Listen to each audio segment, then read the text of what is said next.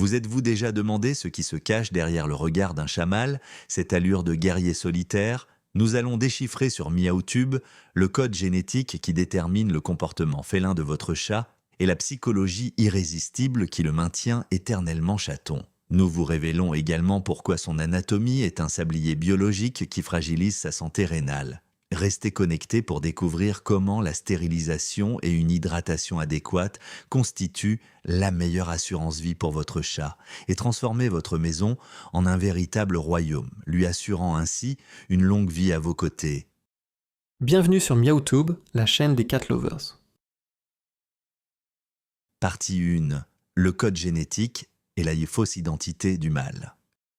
La nature ne fait pas d'erreur, mais elle dissimule des secrets sous un pelage soyeux et un regard indifférent. Lorsque nous observons un chat mâle, nous avons tendance à projeter sur lui nos propres conceptions de la masculinité.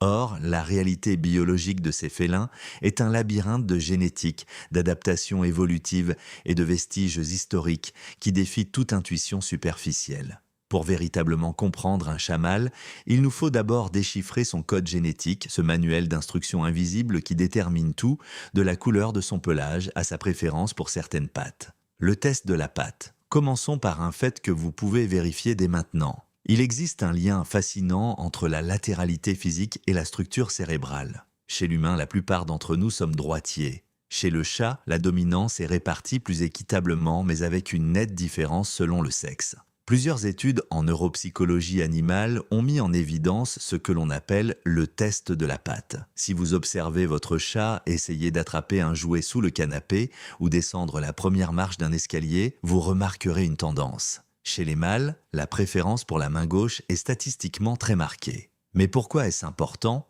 au-delà de la simple curiosité? Il ne s'agit pas d'une simple particularité motrice. L'utilisation de la patte gauche est intrinsèquement liée à l'hémisphère droit du cerveau qui traite les réponses émotionnelles les plus intenses, notamment celles liées à la peur et à la réactivité. Un chat gaucher n'est pas simplement un chat qui utilise une patte différente, il s'agit d'un individu dont l'architecture neuronale le prédispose à être plus alerte, plus sensible aux changements de son environnement et, parfois, plus impulsif dans ses jeux. Son cerveau émotionnel domine l'exécution physique, faisant de chaque mouvement une manifestation directe de son système limbique. L'énigme de la couleur orange. Dans les communautés d'amoureux des chats, il est bien connu que les chats roux ont des personnalités exubérantes, mais la science nous apprend que leur existence est une question de probabilité mathématique liée au sexe. La règle des 80 sur 20 n'est pas une légende urbaine. 80% des chats roux sont des mâles. L'explication réside dans le chromosome X. Le gène responsable de la couleur rousse se situe précisément sur ce chromosome. Le mâle étant XY, il lui suffit que sa mère lui transmette un chromosome X porteur du gène roux pour exprimer cette couleur. La femelle étant XX a besoin que ses deux parents soient porteurs du gène, une compatibilité génétique beaucoup plus difficile à obtenir. Par conséquent, observer une femelle rousse est une rareté biologique, une anomalie qui exige une parfaite concordance génétique. Le mâle roux est en réalité le porteur le plus fréquent de ce pigment, ce qui a engendré un comportement spécifique. Il a tendance à être plus sociable et audacieux, précisément parce que sa génétique l'a fortement marqué au sein de la population. La carapace faciale. Vous avez probablement déjà remarqué des chats errants au visage anormalement large, presque déformés par des joues proéminentes qui leur donnent une apparence extrêmement robuste. On pense souvent à l'obésité ou simplement à un visage de gros chat, mais le terme technique est mascasse de mâle. Ces joues ne sont pas de la graisse, il s'agit d'un tissu conjonctif épais et durci, une véritable barrière cutanée développée par la testostérone. D'un point de vue évolutif, le chat mâle est fait pour la confrontation. Lors des combats territoriaux, les rivaux s'attaquent souvent directement au visage et au cou. Ces joues agissent comme un bouclier biologique, protégeant les vaisseaux sanguins vitaux et la gorge des griffes et des dents de l'adversaire. C'est un signal visuel de statut et de capacité de survie. Cependant, un phénomène curieux se produit après la castration. Si le chat est opéré avant la puberté, il ne développera jamais cette armure. Si l'opération a lieu après, les joues rétrécissent, mais la peau est généralement plus lâche. C'est la preuve physique de la façon dont les hormones sculptent le corps pour la guerre et comment la domestication adoucit ses aspérités pour faciliter la coexistence. Le mythe du père absent. Malgré cette apparence de guerrier cuirassé, la génétique permet parfois des exceptions qui s'écartent de l'archétype de l'espèce. Chez la plupart des félins, le mâle joue un rôle secondaire dans l'éducation des petits, mais il existe un phénomène fascinant, le mythe du père absent, fortement remis en question par certaines lignées génétiques, notamment chez les siamois et les races apparentées. Alors que le lion ou le chat sauvage européen se désintéressent généralement de leur progéniture, il a été démontré que de nombreux chats domestiques mâles développent un instinct maternel exceptionnel dans des conditions favorables. Ils nettoient les chatons, les protègent et les laissent même grimper sur eux pour apprendre les techniques de chasse. Il ne s'agit pas d'un instinct défaillant, mais d'une forme sophistiquée de comportement social où le mâle comprend que la survie de ses gènes dépend de son implication directe dans la sécurité du nid. La génétique détermine non seulement la couleur de son pelage, mais aussi la sensibilité de son instinct protecteur. Pourquoi Tom ? Pour conclure cette analyse de l'identité masculine, il convient de revenir à l'origine du mot qui définit les hommes dans le monde anglophone et qui a imprégné la culture mondiale. Tom. Il ne s'agit ni d'un hasard littéraire, ni d'un nom choisi au hasard pour des caricatures. En 1760, un ouvrage anonyme intitulé « La vie et les aventures d'un chat », le protagoniste était un chat mâle exceptionnellement entreprenant et volage, nommé Tom. Avant sa publication, les chats mâles étaient communément appelés béliers ou sangliers, terme désignant les béliers ou les sangliers. Le succès du livre fut tel à l'époque que le nom de Tom s'est ancré dans le langage courant, transformant à jamais l'identité du félin mâle. De ce conte du XVIIIe siècle, au tome de Hanna-Barbera, nous avons perpétué l'image du mâle comme un être d'aventure, une fausse identité de vagabond qui masque en réalité un animal d'une complexité génétique et neurologique que nous commençons seulement à appréhender pleinement. Le chat mâle n'est pas simplement une version plus imposante de la femelle, c'est une entité biologique dotée d'organes précis lui conférant endurance, instinct et une sensibilité latérale qui le rendent unique dans le règne animal. Si vous souhaitez approfondir vos connaissances en éthologie féline, nous vous invitons à rejoindre la communauté MiaoTube. En nous soutenant, vous bénéficierez d'un accès anticipé aux nouvelles vidéos, d'une réponse prioritaire à vos commentaires et de contenus exclusifs réservés aux membres. Ces contenus vous permettront de maîtriser toutes les subtilités du comportement et du bien-être de votre chat. Partie 2. La psychologie de la conquête et l'effet Peter Pan. Une fois décrypté le code génétique qui détermine leur apparence physique, il est essentiel d'explorer la psyché du chat mâle. Si la femelle est la stratège du nid, le mâle est celui qui explore l'horizon. Sa psychologie ne se limite pas à réagir aux stimuli immédiats, elle repose sur une ambition spatiale et une immaturité biologique programmée qui définissent sa relation à l'environnement et aux humains. Cette seconde étape de notre analyse passe de la biologie pure au comportement appliqué, révélant pourquoi un chat mâle reste, au fond, un chaton de taille considérable.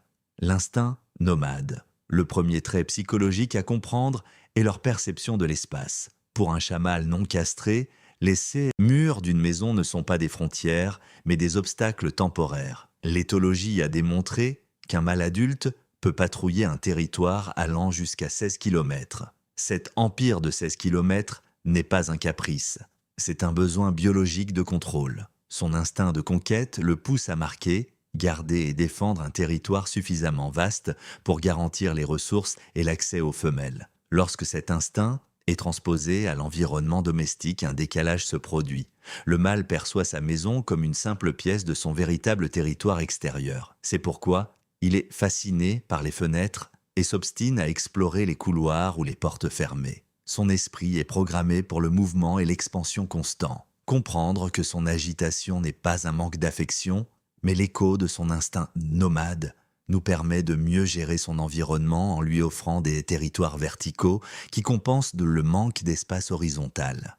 L'ADN du chat éternel, alors que les chats atteignent généralement une maturité comportementale précoce, devenant des observatrices sérieuses et méthodiques, les mâles semblent prisonniers de ce que les experts appellent l'effet Peter Pan. Biologiquement, les mâles mettent plus de temps à mûrir, tant physiquement que psychologiquement. Ce retard de maturité n'est pas un défaut, mais un avantage évolutif qui leur permet de conserver une plus grande plasticité comportementale plus longtemps. Un mâle de 3 ans peut encore manifester des comportements ludiques, frénétiques, qu'une femelle du même âge aurait déjà abandonnés. Cet éternel chaton est une arme à double tranchant. D'un côté, il en fait des compagnons de jeu exceptionnels et extrêmement réceptifs aux marques d'affection.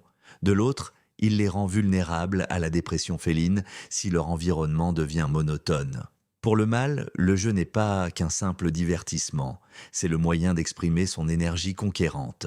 Si nous ne cultivons pas cet esprit joueur par des défis constants, l'éternel chaton s'étiole, ce qui peut mener à l'apathie ou à des comportements destructeurs par ennui. L'héritage invisible du père. Un aspect fascinant de la psychologie féline réside dans la transmission des traits de personnalité. On pense souvent que le caractère d'un chat dépend uniquement de sa socialisation avec sa mère et les humains. Mais des études récentes ont démontré l'importance de l'héritage paternel invisible. Bien que le chat mâle soit rarement présent durant le développement des chatons, ces gènes déterminent en grande partie le tempérament de la portée. On a observé que les pères audacieux ou explorateurs ont tendance à engendrer une progéniture d'une curiosité insatiable, tandis que les pères timides transmettent une prédisposition à la peur. Votre chat peut être un explorateur intrépide ou un chat craintif qui se cache à la porte à cause d'un père qu'il n'a jamais connu. Cette empreinte génétique est particulièrement forte chez les mâles, qui héritent de cette audace territoriale nécessaire à leur survie à l'état sauvage. Lorsque vous observez votre chat, vous ne voyez pas seulement son éducation, mais aussi l'empreinte biologique d'un parent dont le courage ou la prudence perdurent à travers lui. La domestication de l'instinct, historiquement, le chat sauvage est l'incarnation même de la solitude. Cependant, le chat domestique mâle a subi une transformation psychologique et biologique étonnante. Dans la nature,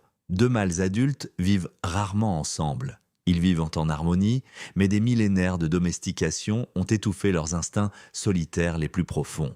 Il en résulte le phénomène chat-chien. Nombreux sont les propriétaires de chats mâles qui rapportent que leurs animaux les suivent de pièce en pièce, attendent derrière la porte et réclament leur attention avec une intensité quasi canine. Ce comportement est le fruit d'un transfert de loyauté. Le chat mâle a appris à identifier l'humain non seulement comme un pourvoyeur de ressources, mais aussi comme un membre de sa coalition. Dans la nature, les mâles forment parfois de petites coalitions pour défendre leur territoire. À la maison, vous êtes leur coalition. Leurs instincts protecteurs et de compagnie s'activent envers vous, faisant d'eux votre ombre et démontrant une capacité à créer des liens sociaux qui contredit leurs origines de chasseurs solitaires. Survie et éradication de l'instinct. Pour bien comprendre la psychologie de la conquête, il est essentiel d'aborder scientifiquement ces aspects les plus brutaux, comme l'infanticide chez les mâles non castrés. Dans les colonies sauvages, un mâle dominant peut éliminer les chatons d'un rival afin de garantir la survie de sa propre progéniture et de rendre la femelle de nouveau réceptive. Il s'agit d'un mécanisme de survie froid et efficace pour l'espèce. Cependant, il est crucial de souligner comment la vie moderne et la stérilisation ont quasiment éradiqué cet instinct chez le chat domestique. En supprimant la pression hormonale et la compétition territoriale, le côté sombre du mâle disparaît, laissant s'épanouir son côté plus empathique et protecteur. L'évolution psychologique du chat domestique est l'histoire de la transformation d'un compétiteur féroce en gardien du foyer, abandonnant la violence de la sélection naturelle pour embrasser la sécurité du lien humain. Comprendre cette transition est fondamental pour apprécier la paix qui règne désormais dans nos salons, où un ancien conquérant d'empire dort paisiblement à nos pieds. Si cette exploration de l'esprit de votre petit conquérant révèle des secrets insoupçonnés, ne laissez pas son bien-être dans l'ignorance. Abonnez-vous à MiaoTube pour tout savoir sur sa nature. Restez avec nous encore un peu, car ce qui suit concernant sa santé cruciale fait toute la différence entre une vie épanouie et un risque vital dont chaque propriétaire devrait être conscient. Partie 3. Le gardien de votre vie. Santé critique et survie. Ayant compris l'architecture génétique et la psychologie complexe du chamal, nous abordons le pilier fondamental de notre responsabilité de protecteur. La biologie du mâle, conçue pour la conquête et la résilience, présente néanmoins des faiblesses spécifiques qui peuvent compromettre sa survie en quelques heures. Dans cette dernière partie, nous mettons nos connaissances en pratique en analysant les risques anatomiques et les stratégies de survie qui distinguent un chat en bonne santé d'un chat en danger critique. Être le protecteur de sa vie, c'est comprendre les faiblesses de sa constitution biologique afin de préserver son avenir. Faiblesse de l'urètre masculin. S'il fallait identifier le point faible de la physiologie du chamal, ce serait sans aucun doute son système urinaire. Contrairement à la femelle, dont l'urètre est court et large, celui du mâle est remarquablement long et, surtout, se rétrécit considérablement à son extrémité. Cette structure en forme d'entonnoir ou de sablier en fait un piège idéal pour les sédiments, les cristaux ou les petits bouchons de mucus. Une obstruction urétrale n'est pas qu'un simple désagrément. C'est une urgence vitale. Lorsqu'un chat mâle est incapable d'uriner, les toxines qui devraient être éliminées, comme le potassium, retournent dans le sang, pouvant entraîner une insuffisance rénale ou un arrêt cardiaque dans les 24 à 48 heures. C'est une course contre la montre. Par conséquent, observer un chat mâle entrer à plusieurs reprises dans sa litière sans succès ou se lécher excessivement la région génitale doit être considéré comme un signe alarmant. Comprendre cette vulnérabilité anatomique est la première étape vers une surveillance préventive efficace. La règle d'or de l'hydratation. L'urètre masculin étant sujet aux obstructions, la dilution de l'urine est essentielle à sa survie. Cependant, un problème évolutif se pose, le chat descend du chat sauvage africain. Le chat mâle, animal du désert doté d'un instinct de soif très faible, ne ressent pas le besoin de boire avant d'être déjà déshydraté. Il est donc essentiel d'employer des stratégies de diversion efficaces. La première consiste à remplacer la gamelle d'eau traditionnelle par de l'eau courante. L'eau en mouvement stimule son instinct de survie car il associe l'eau stagnante aux bactéries et l'eau courante à la pureté. La seconde, et peut-être la plus importante, est d'opter pour une alimentation principalement humide. Une souris sauvage est composée à 70% d'eau, tandis que les croquettes en contiennent à peine 10%. En nourrissant un chat mâle exclusivement avec des croquettes, on le condamne à vivre dans un état de déshydratation chronique, ce qui épaissit son urine et favorise la formation de cristaux. L'hydratation est indispensable. C'est le moyen de prévention le plus économique et le plus efficace qui soit. Castration, l'assurance vie à 62%. L'éthique de la castration est très controversée. Mais si l'on s'en tient strictement aux données épidémiologiques, les chiffres sont irréfutables. Des études indiquent qu'un chat mâle castré vit en moyenne 62% plus longtemps qu'un chat non castré. Cette différence considérable ne s'explique pas uniquement par la prévention des maladies testiculaires. La castration agit comme une protection indirecte contre les deux principales menaces extérieures, le virus de l'immunodéficience féline, FIV, et le virus de la leucémie féline, FELV. Un mâle non castré ressent l'instinct de défendre son territoire et de rechercher les femelles, ce qui augmente considérablement le risque de morsure et de contact avec du sang infecté. En éliminant la charge hormonale, on réduit l'instinct d'errance et l'agressivité compétitive. La castration d'un mâle n'est pas qu'une simple mesure de contrôle des populations. Elle lui offre près de 10 ans de vie supplémentaire en le protégeant des fugues, des accidents de la route et des infections virales qui raccourcissent drastiquement son espérance de vie. La salle de sport mentale. La sécurité du foyer est un atout, mais elle peut aussi devenir une prison d'inactivité, source du syndrome du chat d'intérieur. Un chat mâle qui s'ennuie est sujet à l'obésité et au stress chronique, deux facteurs qui, chose intéressante, influencent directement sa santé urinaire. Cystite idiopathique. Pour qu'un chat mâle vive 15 à 20 ans, son foyer doit être un véritable terrain de jeu mental. Cela implique d'aménager l'espace, des étagères à différentes hauteurs pour qu'il puisse exercer son instinct de garde, des griffoirs verticaux pour marquer son territoire sainement et des jouets qui stimulent son comportement de chasse, traque, capture et mise à mort. En transformant 4 murs en un écosystème dynamique, on atténue le stress, souvent à l'origine silencieuse des crises urinaires. Un chat mâle stimulé est un chat métaboliquement actif et psychologiquement équilibré. Le langage des rêves. Pour conclure ce voyage à travers la vie du chat mâle, il nous faut observer son moment de plus grande vulnérabilité, le sommeil.